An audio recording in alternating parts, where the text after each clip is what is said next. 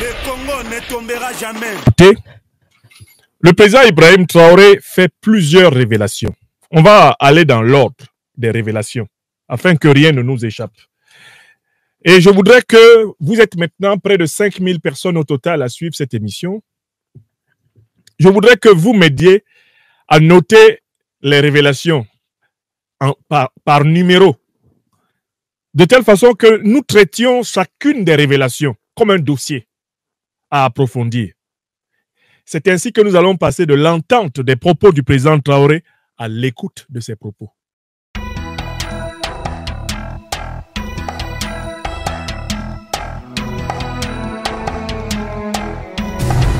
Sauvons l'Afrique.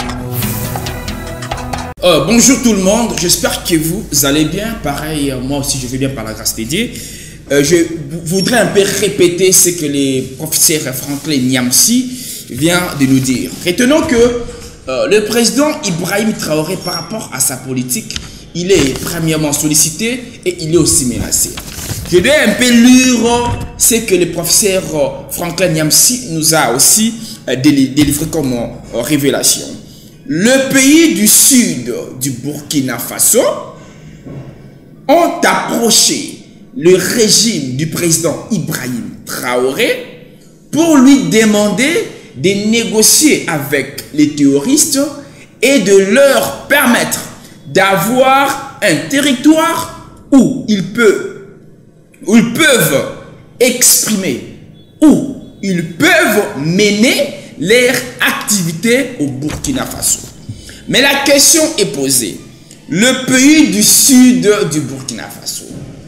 Le Burkina Faso a quelques pays au sud. Il y a des sud-est, sud-ouest et les sud. Mais on va savoir, parmi les pays, quels sont les pays qui ont demandé au régime du Burkina Faso de céder aux terroristes d'autres territoires pour leur activité. Raison pour laquelle le professeur Franklin Nyamsi va nous délivrer des graves révélations aujourd'hui. Je vous en prie vraiment, serrez vos ceintures et puis suivons cette vidéo du professeur et puis on va revenir après cette vidéo pour analyser ensemble avec vous. Suivons la vidéo. Le président Ibrahim Traoré fait plusieurs révélations. On va aller dans l'ordre des révélations afin que rien ne nous échappe. Et je voudrais que vous êtes maintenant près de 5000 personnes au total à suivre cette émission. Je voudrais que vous m'aidiez à noter les révélations par numéro, de telle façon que nous traitions chacune des révélations comme un dossier à approfondir. C'est ainsi que nous allons passer de l'entente des propos du président Traoré à l'écoute de ses propos. Première révélation, il y a des pays du Sud. Les pays du Sud du Burkina Faso ont approché le régime du président Ibrahim Traoré pour lui demander de négocier avec les terroristes et de leur permettre d'avoir un territoire où ils peuvent s'exprimer, où ils peuvent mener leurs activités au Burkina Faso. Donc, première révélation, ce sont les pays du sud du Burkina Faso qui ont demandé au Burkina Faso de céder une partie de son territoire aux organisations terroristes et par conséquent de vivre avec les terroristes, de partager la souveraineté du Burkina Faso avec les terroristes. Donc on note révélation numéro 1. Les pays du sud du Burkina Faso sont responsables d'avoir demandé aux autorités burkinabées du régime du président Ibrahim Traoré de céder une partie de leur territoire aux terroristes. Est-ce que vous êtes d'accord avec moi? Est-ce que nous avons entendu la même chose? Je n'avance pas sans vous. Est-ce que nous avons entendu exactement la même chose? Dites-moi que oui, si vous avez entendu la même chose. Si je n'ai pas bien traduit ce qu'on a tous entendu, si je n'ai pas bien écouté, corrigez-moi. Est-ce que c'est ça? Bon, comme vous êtes tous d'accord pour dire que c'est ce que le président Traoré nous a dit. Est-ce que c'est ça? Bon, comme vous vous êtes tous d'accord pour dire que c'est ce que le président Traoré... Puisque c'est ce qu'il a dit, je voudrais que nous allions maintenant chercher, à propos de cette première révélation, la liste des pays qui sont au sud du Burkina Faso. Puisqu'il dit que ce sont les pays du sud, il nous a donné une indication. Nous allons savoir quels sont les pays qui sont au sud du Burkina. Quels sont les pays qui ont voulu demander au Burkina d'accepter de partager son territoire avec les terroristes. Quels sont ces pays-là? Ce n'est pas compliqué. J'ai publié une carte du Burkina Faso. Et il est facile de voir tout de suite quels sont les pays qui sont au sud du Burkina. On y va, on fait la liste. Pays au sud du Burkina Faso. Premier pays, à partir de la gauche, la Côte d'Ivoire. Qui est le président de facto de la Côte d'Ivoire actuellement?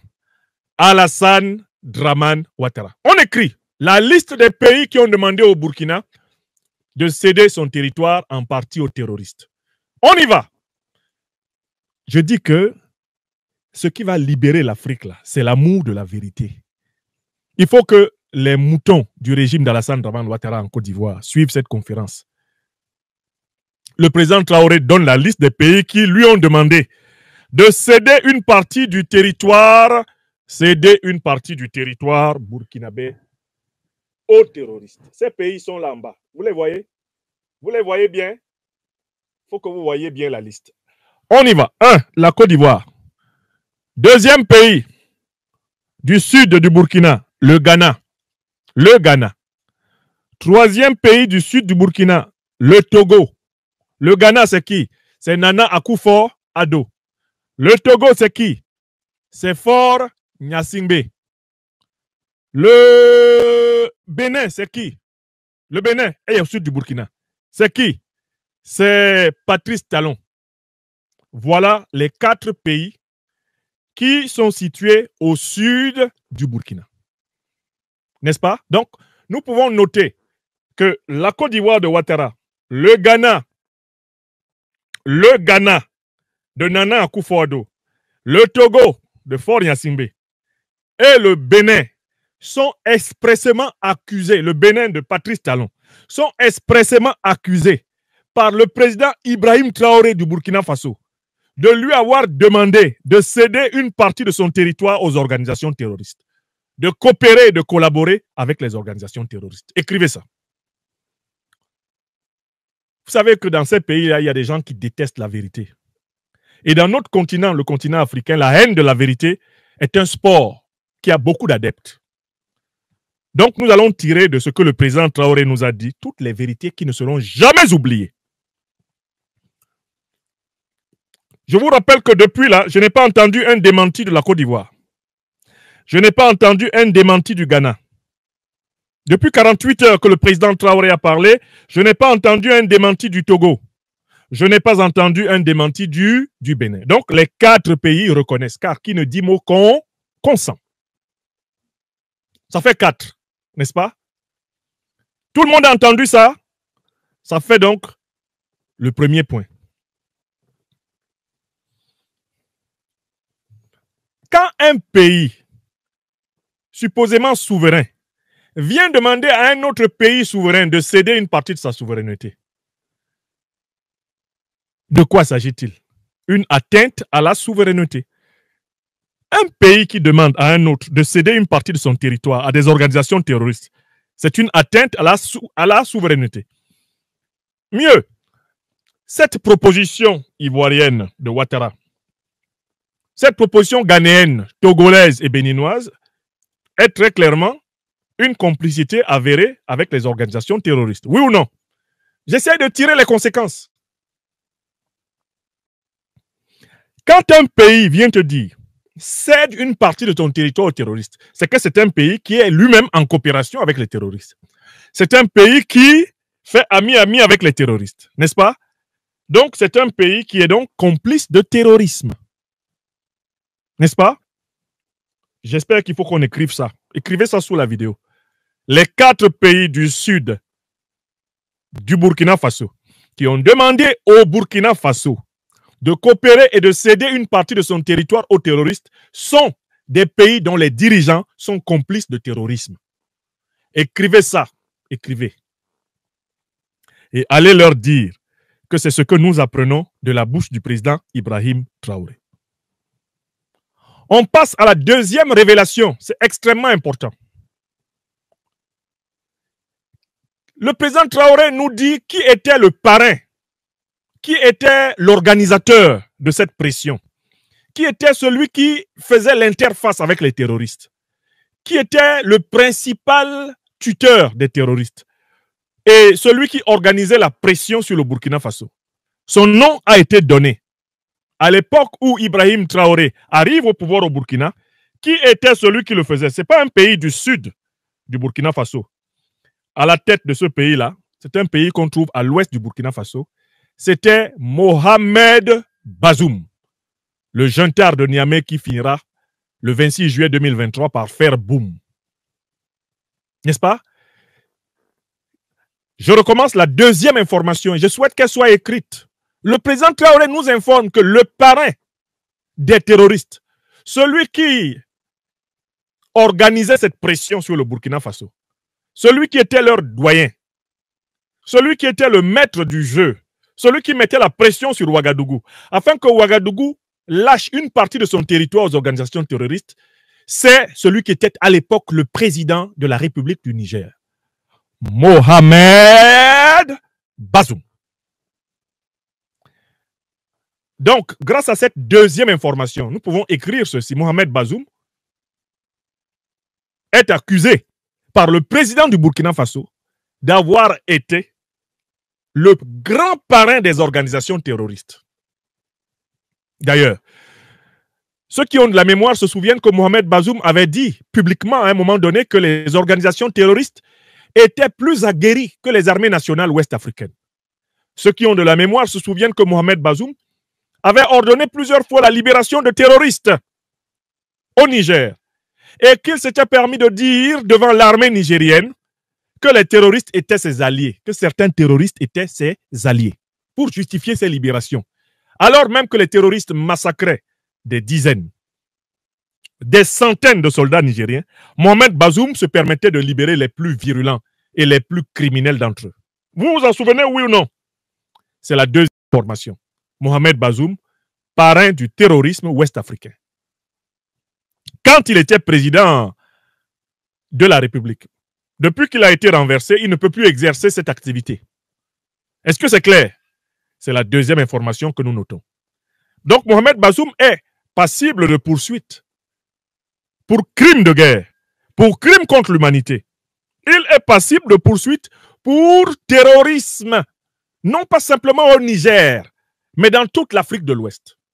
Mohamed Bazoum est passible de poursuite pour crime de terrorisme dans toute l'Afrique de l'Ouest, car il était le chef, le médiateur en chef des organisations terroristes. Il était leur interface, il était leur parrain.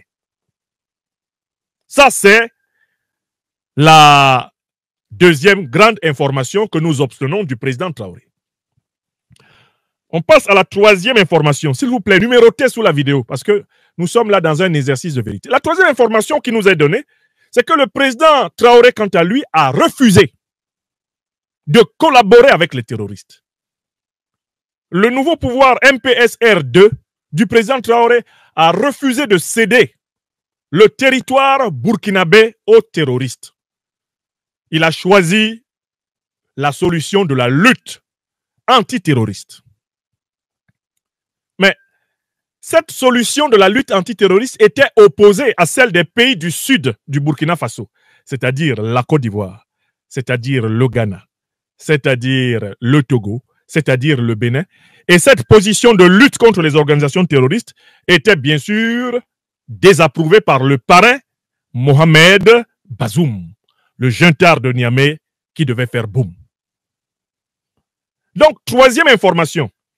Ibrahim Traoré et le Burkina Faso choisissent la lutte.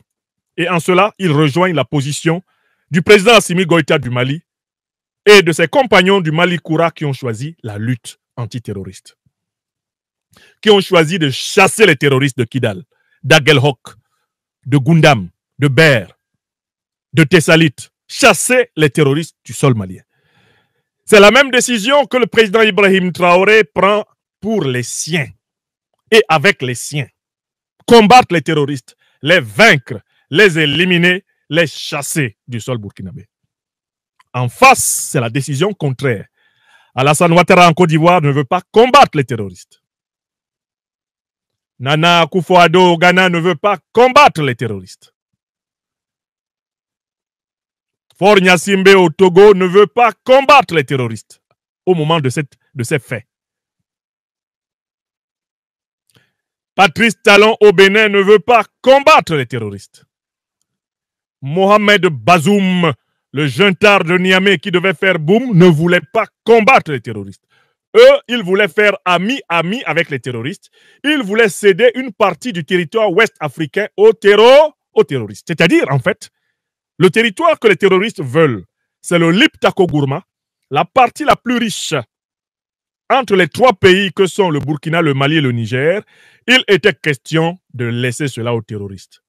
C'était donc la philosophie incarnée par les pays du sud du Niger et le parrain en chef des terroristes d'alors, à savoir Mohamed Bazoum, le juntard de Niamey qui a fait boum.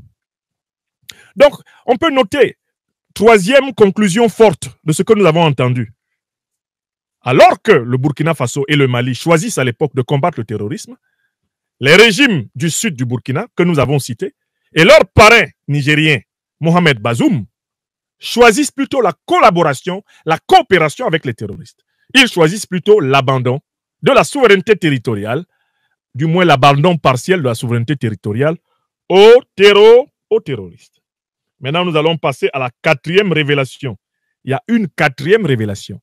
Il y a un quatrième enseignement. Mohamed Bazoum va tomber. Et la question que je vous pose, vous avez écouté le président Ibrahim Traoré. Quel est le président qui prend le relais et qui devient, après la chute de Mohamed Bazoum, qui devient le chef de file des collabos, des coopérants? Quel est le président qui désormais offre son territoire, offre sa couverture et son parrainage officiel aux terroristes? Quel est le président qui, quant à lui, va continuer à assumer ce rôle? Quel est ce président? Son nom a été donné. Parce qu'on a tous entendu, maintenant on est en train d'écouter ce qui a été dit. Quel est le président? Quel est le dirigeant politique qui, après la chute de Bazoum, est devenu le patron, le tuteur, le protecteur, l'hébergeur, la base arrière principale des terroristes qui ensanglantent le Burkina? C'est qui? Son nom a été donné. C'est Alassane Dramane Ouattara à la tête de la Côte d'Ivoire. Donc Bazoum tombe, Ouattara prend les choses en main. Il continue le travail que Bazoum faisait. C'est Bazoum qui coordonnait. C'est Bazoum qui aidait à sauver les terroristes. Bazoum étant tombé, Alassane Dramane Ouattara prend la relève. Ceci vous permet de comprendre pourquoi Alassane Ouattara est de tous les dirigeants ouest-africains celui qui était le plus chaud pour faire la guerre contre le Niger. Celui qui a annoncé qu'il avait monté 1100 hommes, que la guerre aurait lieu. Il est même allé au Nigeria proclamer, prononcer la guerre contre le Niger, plus que le Nigeria même. Il est dans le pays des gens et c'est lui qui va en guerre plus que les propriétaires de ce pays. Même Tinubu n'a pas parlé aussi méchamment. Même Tinubu n'était pas aussi chaud pour aller à la guerre. Alors que Tinubu était le président en exercice de la CEDEAO, Alassane Ouattara était le plus zélé. Pourquoi était-il le plus zélé? Parce que désormais, c'est lui qui était devenu le parrain en chef des organisations terroristes. Ça, c'est la quatrième information que nous avons obtenue. Et ceci permet de comprendre pourquoi les terroristes, maintenant, quand ils sont en difficulté au Burkina, ou au Mali, ou au Niger, ils fuient en Côte d'Ivoire. En Côte d'Ivoire, ils savent qu'ils ne seront pas poursuivis. Le président Traoré nous a décrit des scènes de guerre dans lesquelles on voit très bien que l'armée ivoirienne de Ouattara est capable d'arrêter 2 soldats burkinabés qui vont acheter des cigarettes en Côte d'Ivoire, mais elle est incapable d'arrêter des dizaines, des centaines de terroristes armés qui se réfugient en Côte d'Ivoire, à 50 mètres de la frontière burkinabé, et qui se sentent protégés par le nouveau parrain. N'est-ce pas? C'est la quatrième information de taille. Alassane Dramane Ouattara, le remplaçant de Bazoum, dans le parrainage, le tutorat, l'encadrement et la protection des organisations terroristes. Il y a une cinquième information qui est tombée dans nos oreilles. Le président Traoré dit qu'à partir de là, il a compris qu'il fallait se focaliser sur la lutte antiterroriste et qu'il ne fallait pas entrer dans le moule. Le moule incarné par Mohamed Bazoum, incarné par Alassane Dramane Ouattara. Quel est ce moule? C'est le moule de la CEDEAO. Mais quel est le moule de la CEDEAO? La CEDEAO est une organisation sous contrôle du néocolonialisme français et sous contrôle de l'OTAN. Ce sont les deux puissances, les deux principales puissances qui parrainent la CEDEAO et qui la contrôlent, n'est-ce pas? Quand le président Ibrahim Traoré nous dit que lui, il a refusé d'entrer dans ce moule, c'est-à-dire qu'il a refusé de se soumettre au patron de Ouattara, au patron de Talon, de Gnassingbé, au patron de Nana Akufo-Addo. Il a refusé de se soumettre au patron de Adebola Tinubu. Il a refusé de se soumettre à eux. Vous comprenez? Le moule dont il est question ici, c'est le moule néocolonialiste de la CEDEAO, c'est le moule otanien, le moule de l'OTAN. N'est-ce pas? J'espère que c'est clair pour tout le monde parce qu'on a tous entendu, maintenant vous êtes en train d'écouter ce que le président dit. Maintenant, il y a une sixième information et j'espère que vous l'avez bien entendu. Le bloc CEDEAO s'est fissuré à partir de quand? Les pays du Sud qui demandaient au président Ibrahim Traoré d'accepter de donner une partie de son territoire aux terroristes. Ces pays-là ont cessé d'être dans l'unanimité à partir de quel moment? Le président Traoré nous a dit que ces pays ont cessé d'être dans l'unanimité avec Alassane Dramane Ouattara et Mohamed Bazoum quand leurs territoires ont également été attaqués. Vous avez entendu ça, oui ou non? Alors, quels sont les pays du sud du Burkina Faso dont les territoires ont aussi été attaqués par les organisations terroristes et qui ont été amenés à mettre un peu d'eau dans leur vin ou plutôt dans leur Niamankoudi? Quels sont ces pays? Je m'en souviens, il y en a deux.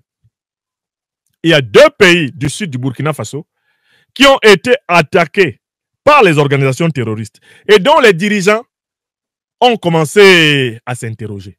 Peut-être même on peut dire trois.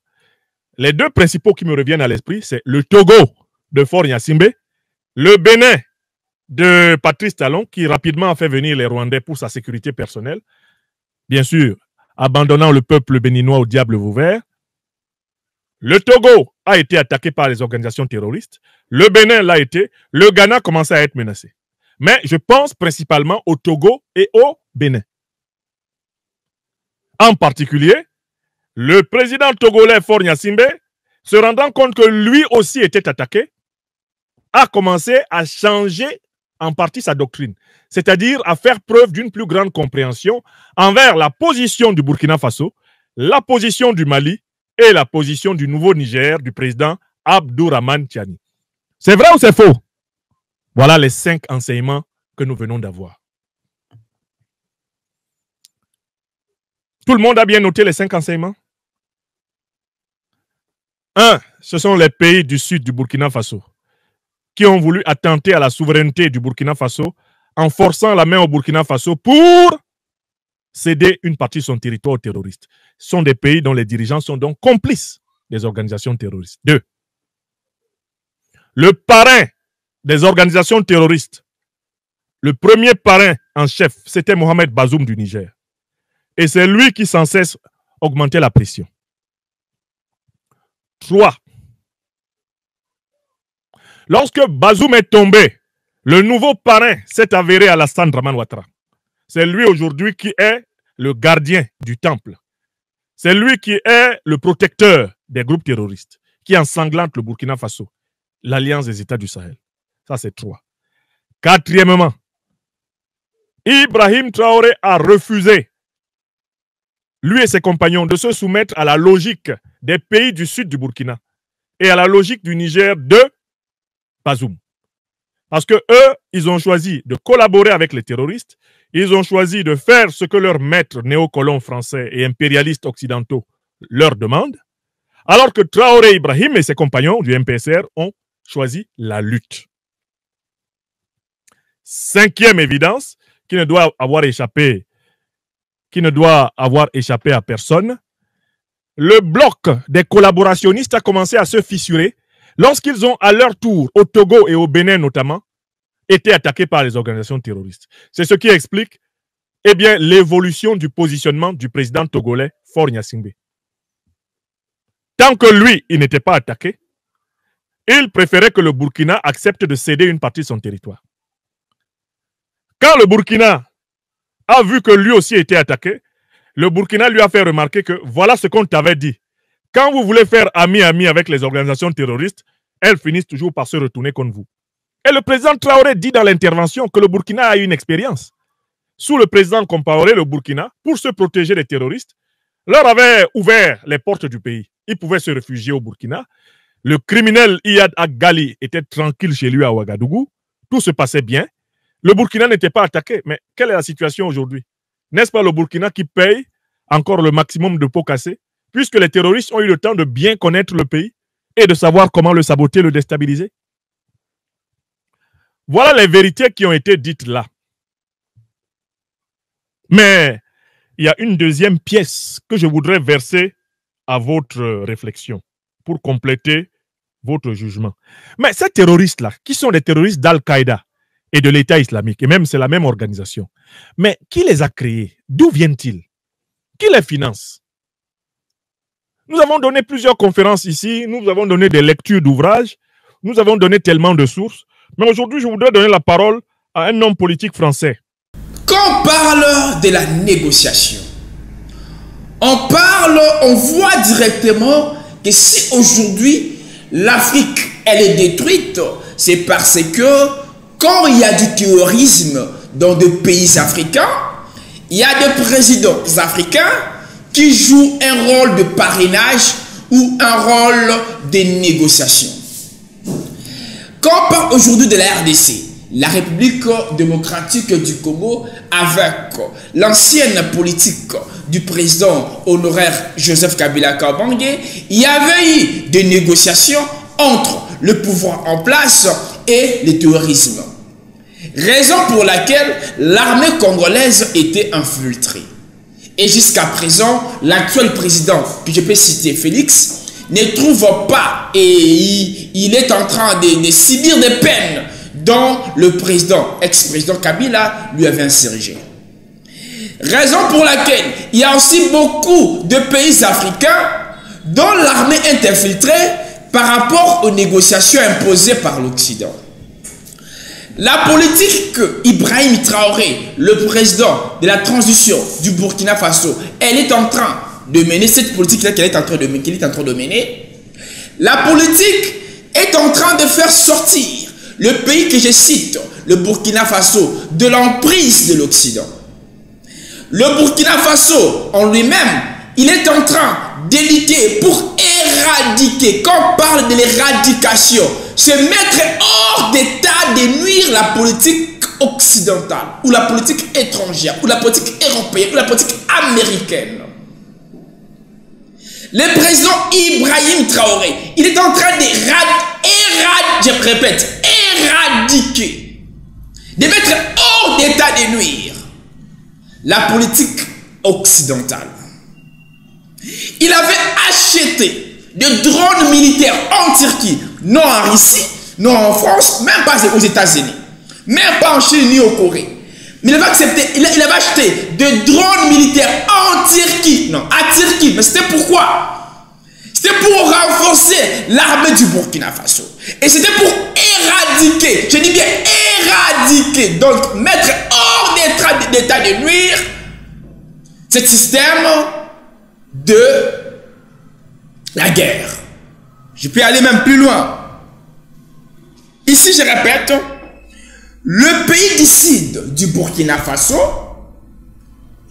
ont approché le régime du président de la transition, Ibrahim Traoré. Donc, le pays du sud. Donc, il y a des présidents du pays du sud.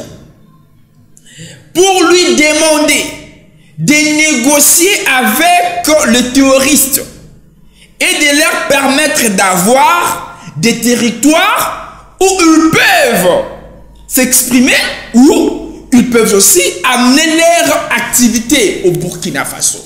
Mais moi, je demanderais, je peux même aller plus loin avec cette analyse, de dire au président Ibrahim Traoré, c'est toi qui tiens le flambeau. Donc si l'Afrique aujourd'hui, elle est en train de briller, c'est parce que vous êtes là et vous prenez des décisions pour faire sortir l'Afrique de l'emprise de l'Occident. Donc c'est des grands temps et des grands moments de rester là debout et de refuser et de continuer toujours à faire éradiquer les terrorismes et ces systèmes de terroristes. Merci pour votre réelle attention. Merci aussi à notre professeur Franklin Nyamsi pour cette révélation et pour ces analyses. Merci et prends courage. Et merci aussi à tous les Burkinabés. Merci aussi au président Ibrahim Traoré. Et je dirais aussi un grand merci à vous, nos chers internautes, pour votre réelle attention que vous m'accordez.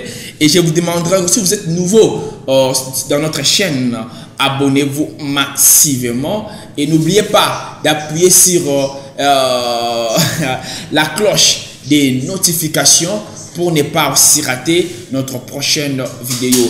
Abonnez-vous, aimez, partagez, likez la vidéo. L'Afrique unie et indivisible. Je dis un grand merci à notre grande sœur Nathalie Yamb. Merci aussi, pourquoi pas, à notre grand frère Kémy Seba. Merci aussi au professeur Franklin Nyamsi. Merci à tous les panafricanistes. Merci aussi à mon prédécesseur, frère prophète, l'homme du moment, le panafricaniste Jacques Kana.